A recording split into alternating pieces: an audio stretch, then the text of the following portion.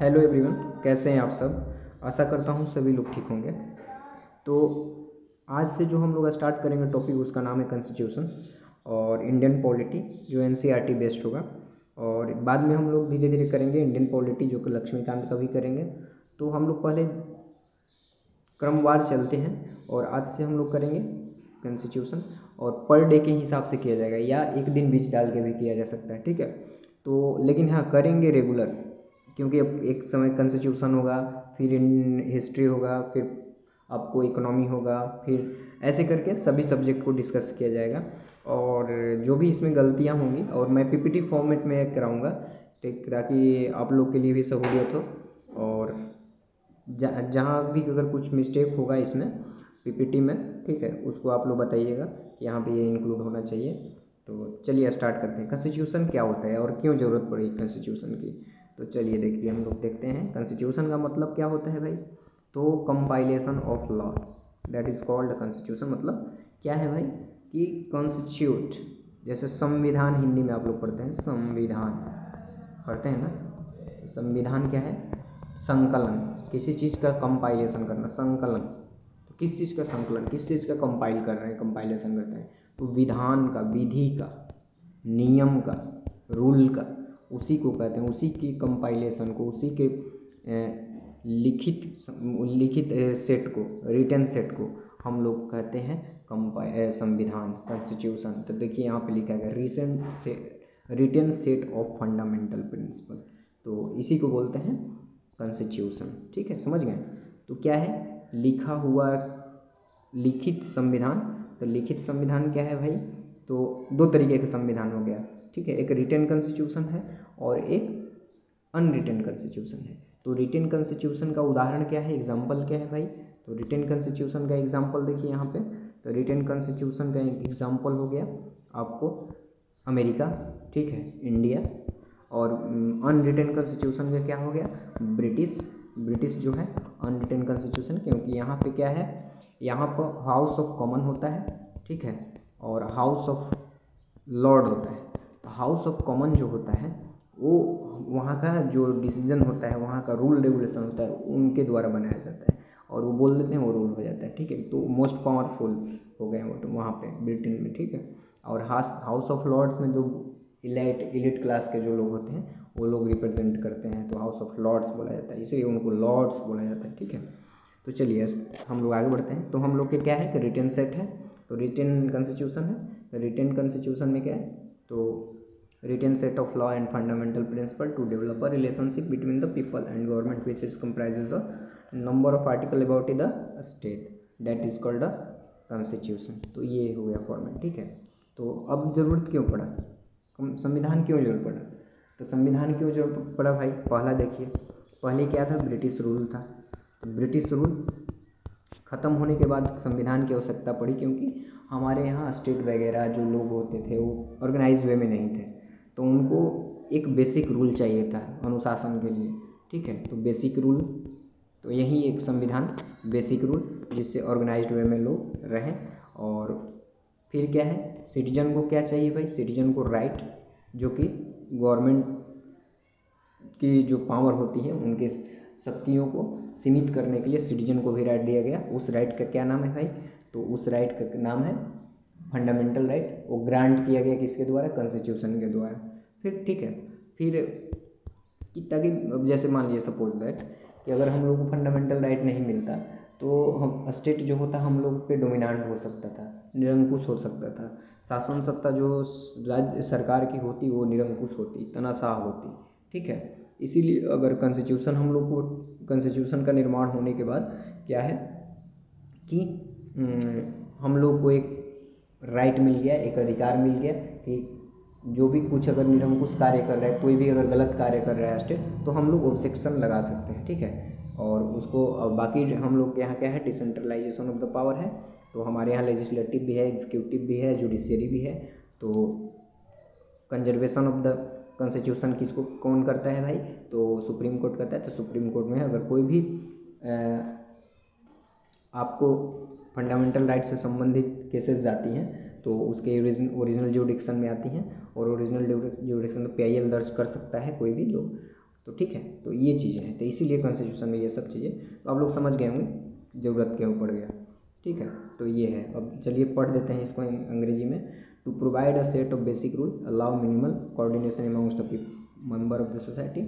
फिर देखिए, to specify how the government would be constitute and who has power to make decision in the society. ठीक है, फिर to lay some limitations on government power by granting right to the citizens and to enable the government to fulfill aspiration of the society, create condition for the just society and to express the fundamental identity of the power। ठीक है, तो वहीं basic rule वाली बात आ गई कि अगर organise way में कोई भी काम अनुशासन में रहें, ठीक है, और लोगों की जो अधिकार है उनको सुनिश्चित करने के लिए कॉन्स्टिट्यूशन को सेटअप किया गया, और ताकि गवर्नमेंट का जो पावर हो सीमित हो और सोसाइटी जो हो फेयर हो, ठीक है, शुद्ध हो, स्वच्छ हो, इसमें कोई भी अगर क्रिमिनल एक्टिविटी होता है तो कॉन्स्टिट्यूशन के तहत भी, और उसके तहत जुडिशरी में कुछ CRPC IPC वगैरह जो होते हैं उनके द्वारा, तो ये सब लॉ का पार्ट हो गया। ठीक है, तो आगे बढ़ते हैं, फिर देखते हैं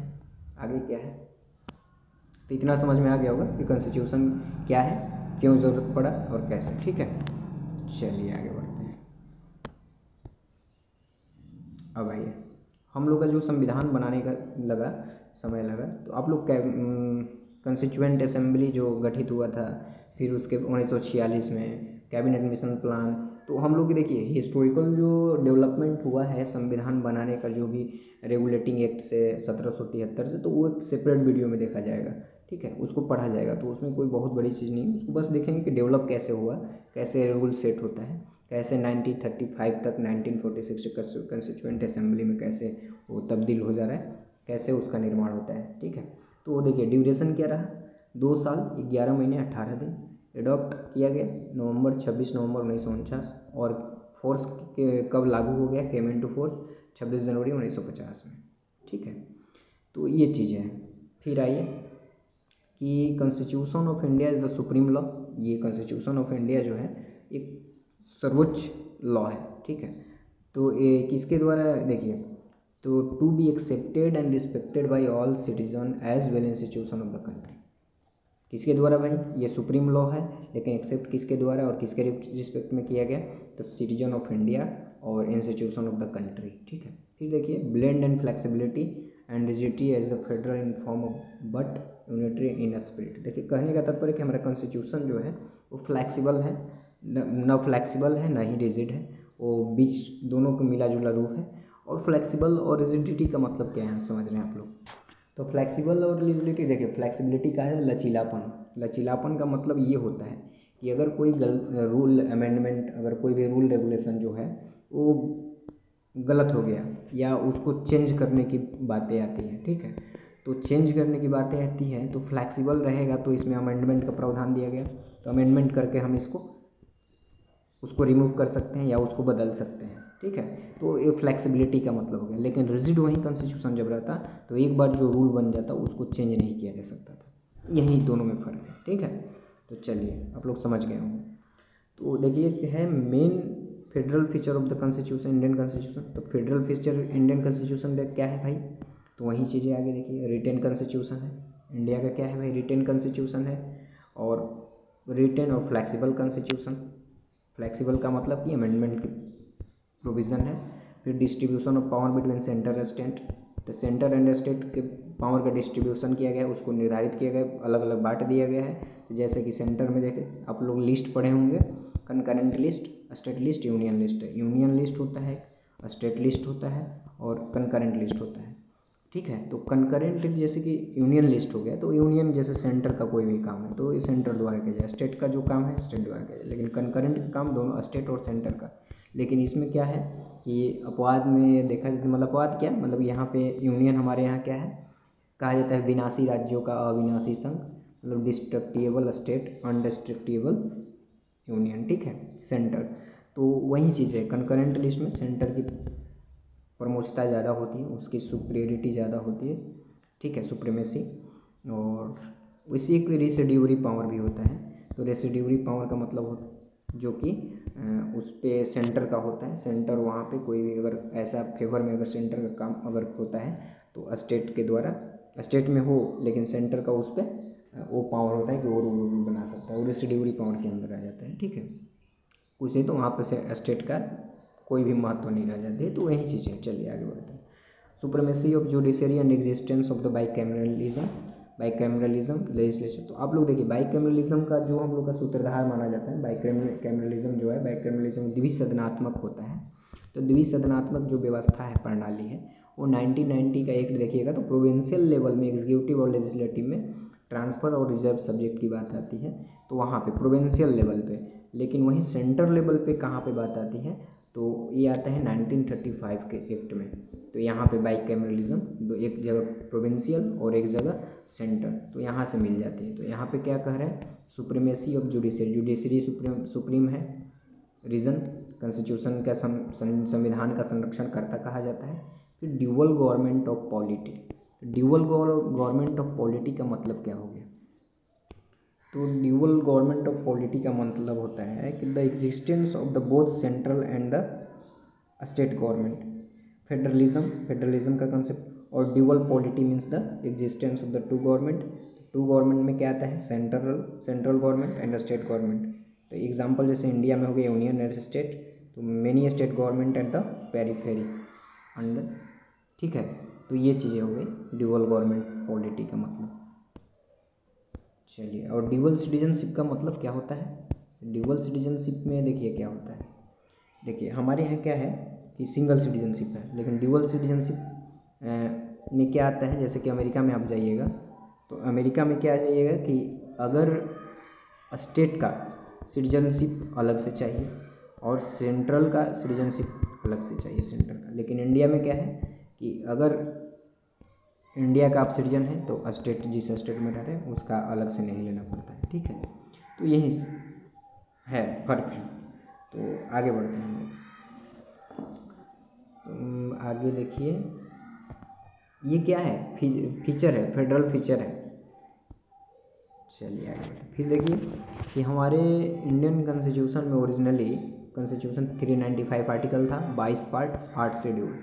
और रिसेंटली जो है 417 आर्टिकल है, 25 पार्ट है, 12 शेड्यूल है, बाद में जोड़ दिया गया था 4 शेड्यूल। ठीक है, फिर आइए देखते हैं कि कुछ फ्रेमर के द्वारा जो है हमारे मतलब कि कॉन्स्टिट्यूशन में जो भी कुछ ऐड किया जाए वो बोरो किया गया है कौन कौन से मतलब कि कंट्री से, और कुछ प्रोविज़न जो है कंट्री से लिया गया है, जिसको हम लोग कहते हैं बोरो, मतलब कि करना। ठीक है, तो जैसे जैसे मान लीजिए कुछ ले लिया गया अमेरिकन कॉन्स्टिट्यूशन से, तो कोई भी चीज़ मान लीजिए कि आपको कई नोट्स बनाना होता है, आप ही को अगर जैसे मान लीजिए किसी एग्ज़ाम के लिए नोट्स बनाना है तो कई बुक का रेफरेंस के रूप में लेते हैं, तो वही चीज़ें हैं। तो जैसे जैसे चीज़ें वहाँ पे देखी गई, जैसे अमेरिका में कुछ चीज़ें देखी गई, फंडामेंटल राइट वगैरह, तो फंडामेंटल राइट का कंसेप्ट बहुत अच्छा था कि भाई वो सिटीजन के हित में था। तो वहाँ पे देखा गया भाई कि वहाँ पे है, तो वहाँ से अच्छी चीज़ें ले ली गई, कुछ ब्रिटिश से ले लीजिए, parliamentary form of the government. ठीक है, तो वही चीज़ें, तो हम लोग देखते हैं क्या क्या चीज़ें लिया गया है। चलिए, तो गवर्नमेंट ऑफ इंडिया एक्ट देखिए, गवर्नमेंट ऑफ इंडिया एक्ट से क्या लिया गया, फेडरल स्कीम लिया गया है, गवर्नर जो स्टेट में होते हैं, जुडिशियरी, पब्लिक सर्विस कमीशन, जैसे बीपीएससी हो गया, यूपीपीसीएस हो गया, एमपीपीसीएस हो गया। ठीक है, तो ये सब चीज़ें।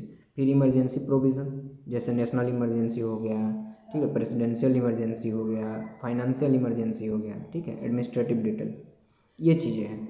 ये हो गया आपको गवर्नमेंट ऑफ इंडिया एक्ट से। आगे बढ़ते हैं, आगे देखिए ब्रिटिश कॉन्स्टिट्यूशन से क्या लिया गया है, वही बात जो पार्लियामेंट्री फॉर्म ऑफ गवर्नमेंट बोले थे, रूल ऑफ लॉ। जब हम लोग पढ़ेंगे फंडामेंटल राइट, तो उसमें rule of law, right to equality में पढ़ा जाएगा, equality before law, equal protection of law, ये सब चीज़ें पढ़ी जाएगी। ठीक है, तो वहाँ रूल ऑफ लॉ का आता है, तो rule of law British constitution, legislative procedure, single citizenship, cabinet system, ठीक है, प्रीरोगेटिव रिट्स, जिसको रिट्स बोलते हैं। फिर देखते हैं पार्लियामेंट्री प्रिविलेज एंड बाइकैमरलिज्म, वह द्विसदनात्मक व्यवस्था। चलिए आगे बढ़ते हैं, फिर यूएस कॉन्स्टिट्यूशन से क्या, अमेरिका से क्या, फंडामेंटल राइट आ गया, independence of judiciary, judicial review, impeachment of president, removal of supreme court and high court जजेस and post of the vice president, ये सब चीज़ें जो लिया गया है वो अमेरिका से लिया गया। ये चीज़ें जो क्वेश्चन पूछ देता है, डायरेक्ट क्वेश्चन पूछ दिया जाता है एग्जाम में। ठीक है, ये जो है जैसे कि रिमूवल ऑफ सुप्रीम कोर्ट जजेस, और हाई कोर्ट जजेस का किस मतलब कि संविधान किस कंट्री के संविधान से लिया गया है। तो ऐसे ऐसे करके क्वेश्चन पूछ दिया जाता है या मिलाने के लिए आ जाता है, ठीक है। फिर देखिए आयरिश कॉन्स्टिट्यूशन से आयरलैंड, आयरिश का मतलब आयरलैंड, ठीक है। तो डीपीएसपी राज्य के नीति निर्देशक तत्व जिसको बोलते हैं, directive principle of state policy. फिर nomination of the member to Rajya Sabha and method of the election of president. तो इलेक्शन का, प्रेसिडेंट का इलेक्शन कैसे होता है भाई, आपको पता होना चाहिए कि एसटीवी होता है। एसटीवी का मतलब सिंगल ट्रांसफरेबल वोट सिस्टम, ठीक है। तो हिंदी में इसको अनुपातिक प्रणाली बोलते हैं, ठीक है। एकल हस्तांतरणीय पद्धति, एकल संक्रमणीय अनुपातिक पद्धति बोलते हैं, ठीक है, हिंदी में। तो उतना हम लोग अंदर नहीं जाएंगे क्योंकि जो चैप्टर पढ़ेंगे उसी से संबंधित डिस्कस किया जाएगा। तो ये सब चीज़ें हम लोग आगे के स्लाइड में देखेंगे या आगे जो आएगा हम लोग का चैप्टर उसमें देखेंगे। चलिए आगे बढ़ते हैं। आइए ऑस्ट्रेलियन कॉन्स्टिट्यूशन से क्या लिया गया है, ऑस्ट्रेलियन कंकरेंट लिस्ट जो हम लोग पढ़े, और यूनियन स्टेट लिस्ट कहाँ से लिया गया, 1935 के एक्ट से, याद रखिएगा। कंकरेंट लिस्ट की जब बात आएगी तो वो Australian constitution, union and state list की बात आएगी तो हम लोग का 1935 के एक्ट, यानी फिर आइए freedom of trade, commerce and intercourse, joint sitting of the two houses of Parliament, जैसे लोकसभा राज्यसभा का ज्वाइंट सीटिंग होता है ना, 108 आर्टिकल आप लोग पढ़े होंगे, ठीक है, संयुक्त बैठकें होती हैं तो उसको बोलते हैं ज्वाइंट सीटिंग। तो वो आता है कॉन्स्टिट्यूशन, किस कॉन्स्टिट्यूशन से लिया गया, ऑस्ट्रेलियन कॉन्स्टिट्यूशन से लिया गया है। तो हमेशा ध्यान रखिएगा ये सब चीज़ें, तो ये बहुत मोस्ट इम्पोर्टेंट है, ठीक है। फिर आइए बीमर कॉन्स्टिट्यूशन जर्मनी का है। तो जो उससे क्या है, suspension of fundamental right during emergency के दौरान जो फंडामेंटल राइट जो सस्पेंड कर दिया जाता है, ठीक है, वो फंडामेंटल राइट कहाँ से लिया गया, किस कॉन्स्टिट्यूशन से, Beamer constitution of the Germany. अब जैसे कि मान लीजिए आर्टिकल 21 और 20 को छोड़ के, ठीक है, राइट टू लाइफ की बात आती है, तो इसको छोड़ के बाकी सब सस्पेंड हो जाता है। ये पढ़ेंगे हम लोग इमरजेंसी के दौरान, क्यों सस्पेंड हो जाता है, क्या रीज़न होता है, ठीक है।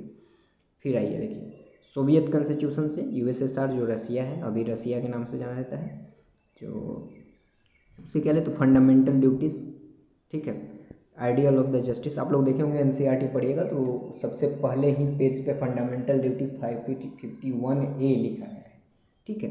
तो ये चीज़ें हैं, तो फंडामेंटल ड्यूटीज़, तो वहीं फंडामेंटल ड्यूटीज़ कहाँ से लिया गया है भाई, सोवियत यूनियन से, रसिया से। फिर इसमें सोशल, इकोनॉमिकल, पॉलिटिकल, ठीक है, जस्टिस की बात की जाती है, प्रीएम्बल की बात किया जाता है, ठीक है, प्रीएम्बल भी वहीं से लिया। फिर देखिए फ्रेंच कॉन्स्टिट्यूशन से क्या लिया गया, तो Republic and ideal of the liberty, equality and fraternity in the preamble, जैसे हम लोग एक देखिए डिस्कस किए होंगे वीडियो में, ऐसे ही डिस्कशन वीडियो था, तो उसमें प्रीएम्बल जो हम प्रीएम्बल के बारे में डिस्कस किया गया है, तो वहाँ से ये फ्रेंच रिवॉल्यूशन से संबंधित है, फ्रेंच कॉन्स्टिट्यूशन से लिया गया है, ठीक है। फिर साउथ अफ्रीका से procedure for the amendment of the constitution, election of member of Rajya Sabha. तो प्रोसीजर जो अमेंडमेंट का जो प्रोसीजर है कॉन्स्टिट्यूशन के, वो लिया गया साउथ अफ्रीका से, और election of the member of Rajya Sabha वो लिया गया है साउथ अफ्रीका से। फिर जापानी से क्या, प्रोसीजर इस्टेब्लिश बाई लॉ। ये सब चीज़ें हम लोग जानेंगे आगे, जैसे जैसे चैप्टर आगे बढ़ेगा, ये सब चीज़ें बस आप लोग को दिमाग में रखना है। चलिए आगे बढ़ते हैं। फिर देखिए salient feature of the constitution, salient feature क्या था, फेडरल स्ट्रक्चर का था, और ये सेलिएंट फीचर क्या है, ये है हम लोग के कॉन्स्टिट्यूशन का। तो सेलिएंट क्या है, लेंथीएस्ट, सबसे बड़ा कॉन्स्टिट्यूशन है, इसीलिए लेंथीएस्ट के 2 साल 11 महीने 18 दिन लग गए थे लिखने में, समझ जाए। फिर वेरियस सोर्स से ड्राउन किया गया है, बहुत सारे सोर्स लिया गया है लिखने के लिए, हर जगह से, अभी हम लोग सोर्स पढ़े कहाँ कहाँ से लिया गया है, ठीक है। फिर रिजिडिटी एंड फ्लेक्सिबिलिटी है कि नहीं, तो वहीं रिजिडिटी फ्लेक्सिबिलिटी की बात की जाती है कि जैसे अमेंडमेंट की प्रणाली है, कुछ लॉ होते हैं जिसमें चेंज भी नहीं किया जाता है, तो वो रिजिडिटी होती है। और किसी लॉ में क्या होता है, अमेंडमेंट करके उसको सुधार किया जाता है या उसको कर दिया जाता है, तो फ्लेक्सिबल हो गई। फिर federal system and unitary bias, federal system अभी हम लोग देखें, यूनिटरी बायस भी हम लोग पढ़ेंगे। तो यूनिटरी बायस में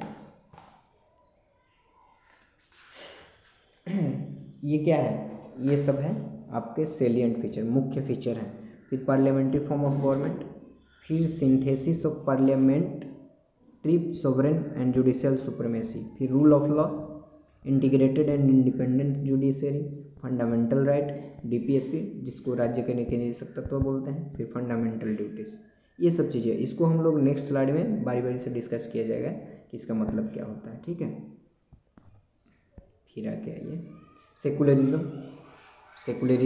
सेकुलरिज्म का मतलब है क्या होता है, सेकुलर स्टेट है ना आपका, सेकुलरिज्म का मतलब कोई किसी भी जो धर्म है न उसके को सपोर्ट करना है ना उसका विरोध करना है। ठीक है, मतलब किसके द्वारा, राज्य के द्वारा, राज्य का कोई धर्म नहीं है, तो इसीलिए इसको सेकुलर स्टेट कहा गया। फिर यूनिवर्सल एडल्ट फ्रेंचाइज, ठीक है, जैसे वोट देने का अधिकार आप लोग को है ना भाई, 18 साल होने के बाद वोट देने का अधिकार हो जाता है, 21 साल में पंचायती राज्य चुनाव लड़ने का अधिकार हो जाता है आप प्रतिनिधि के रूप में, फिर 25 साल आपको संसदीय क्षेत्र में, ठीक है, 30 साल हो जाता है राज्यसभा के ये सब मेंबर के लिए। चलिए आगे बढ़ते हैं, खैर वो सब बाद में पढ़ेंगे।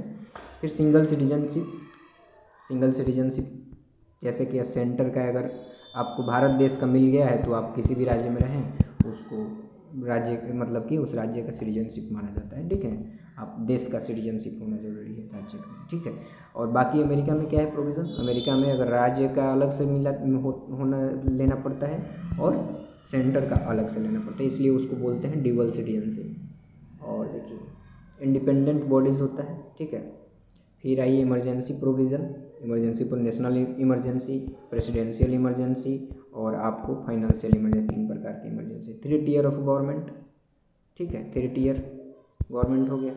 फिर कोऑपरेटिव सोसाइटी हो गया, कोऑपरेटिव सोसाइटी। तो ये सब चीज़ें 3 टियर ऑफ गवर्नमेंट का मतलब क्या होता है, 3 टियर गवर्नमेंट का मतलब है सेंट्रल लेवल पे, ठीक है, क्या है, सेंट्रल लेवल पे गवर्नमेंट, स्टेट लेवल पे गवर्नमेंट और लोकल लेवल पे गवर्नमेंट, जो कि 73rd अमेंडमेंट एक्ट आप लोग पढ़े होंगे लोकल लेवल पे। 74 म्यूनिसिपैलिटीज़ के लिए होता है, पार्ट 11 में आता है। ठीक है, रूरल लोकल गवर्नमेंट की बात की जाती है, तो वो चीज़ें हो गई।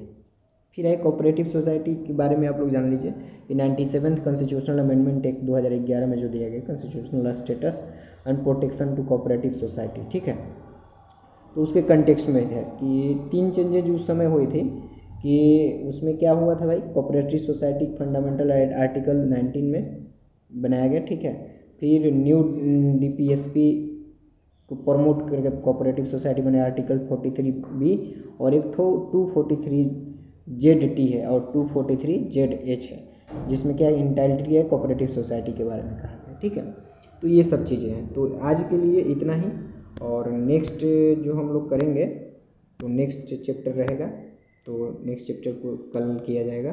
तब तक के लिए इतना ही। अच्छा लगेगा तो आप लोग like and subscribe and share कर दीजिएगा। और हाँ, एक चीज़ और मैं आप लोग को इन्फॉर्मेशन देना चाहता हूँ कि अभी फ़िलहाल में मतलब कि आपको 25 तारीख से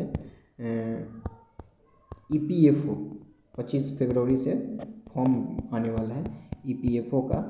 तो EPFO जो एम्प्लॉय प्रोविडेंट फंड कमिश्नर का होता है, वो APFC आता है, EPFO APFC, ठीक है, तो उसका फॉर्म निकलने वाला है। तो उसमें आप लोग फॉर्म फिलअप करिए, वो बहुत अच्छा पोस्ट है और उसका भी हम लोग प्रिपरेशन किया जाएगा। उसमें एक्स्ट्रा आप लोग को बस सब कुछ यहीं पढ़ना पड़ेगा। एक्स्ट्रा क्या होता है, इंडस्ट्रियल रिलेशन पढ़ना पड़ेगा, थोड़ा सा अकाउंटेंसी पढ़ना पड़ता है और इंटरनल सिक्योरिटी पढ़ना पड़ता है। ठीक है, बाकी कुछ एक्स्ट्रा नहीं करना है। जनरल एबिलिटी से सेट का होता है, वही चीज़ें होती हैं, और आपको एक ही पेपर होता है, इसके बाद इंटरव्यू होता है। तो आप लोग भरिए। तब तक के लिए धन्यवाद, थैंक यू वेरी मच।